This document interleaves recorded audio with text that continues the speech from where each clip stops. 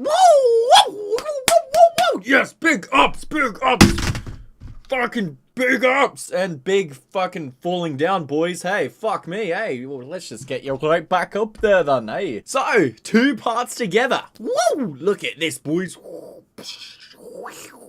That's it, boys. That's the album concept. Lyrics done. Alright, now to the music. Woo! Punk shades intersperse the bloodless mumbling in the shoegazier passages like as though Slint had Tiger Wire and a blender and then barbecued them together with the lads. This album kicks off in exactly the same fashion that Spiderland does, with that monotonous mumbling and bumbling about, but unlike Slint, the climactic energy ensuing is provided by the most abrasive and twisted punk guitar tones that then progress into even sludgier terrain. This is a template they continue on some other cuts here, no more apparent than the closer Imaginary Dog Walker, boys.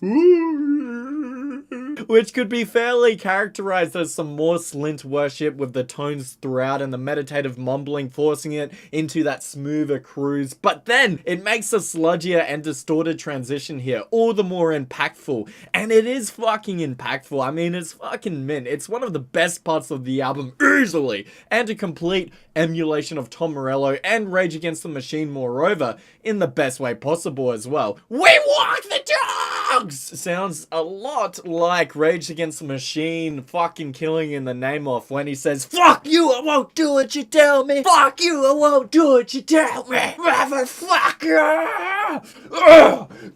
Din, din, din, din, din, din. Of course, it isn't all just Slint and Rage Against the Machine worship, with shoegaze, noise rock, and most especially math rock being steadily dealt out by the drummer Brendan Finn on songs like Trying to Love.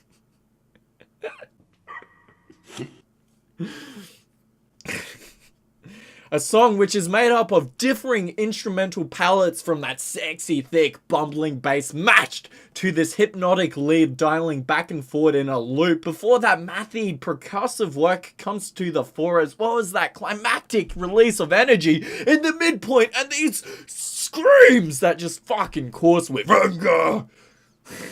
And I love how it conceptually and instrumentally fades out like the dying embers of a fire. Just fucking again, just great songwriting, boys. What? Fact. Now, despite its somewhat disjointed transitional movement, it really does make the song prior, Fucking in the Shade, feel like, well, it's fucking in its shade, bro. As a stop-start math rock instrumentation on that song, which almost sounds like Battles, you know, by the way, isn't actually an engaging bedrock to build a vocal performance around. Now, honestly, I don't understand why people write this band and album off as just some Slint worship or as a copycat, when there really is so many more elements at play, and they are all executed in of themselves fucking professionally and with tight quality control. I do, however, resonate with some criticisms stemming from some of those people in that the layering and songwriting can feel a little bare bones or without any sheer technicality or textures that make it uniquely big ups. This is no more apparent than PPP, which isn't a bad track in of itself, it's just lacking and flat despite some great individual performances and that ever-present boys. I suppose it's just something predictable and dull about the textural palette and chorus. It all feels kind of grey coloured and like cloudy and just...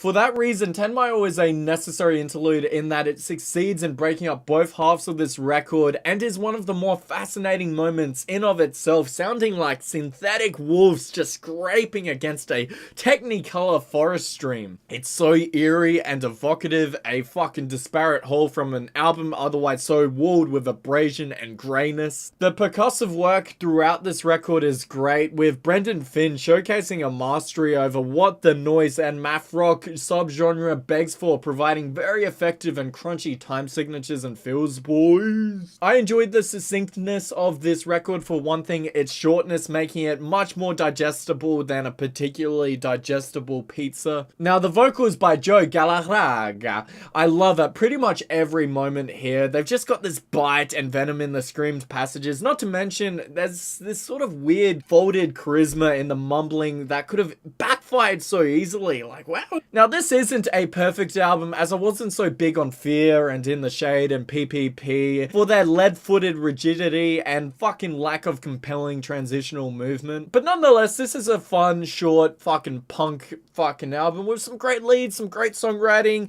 Just occasionally feels lacking in ambition and personality and great transitions, but otherwise, a lot of the songwriting and a lot of the fucking instrumental aspects are really fucking great. So lots of potential with this band. Really did love the closer and a couple other songs. So yeah, I'll chuck this at 3.6 out of 5 and just leave it at that, boys. Leave it at that. Yeah. Alright, yeah, but fucking pretty much. Alright, I appreciate new subscribers and pistachios and likes and comments, feedback, whatever, boys, whatever. But yeah, I do appreciate all of that.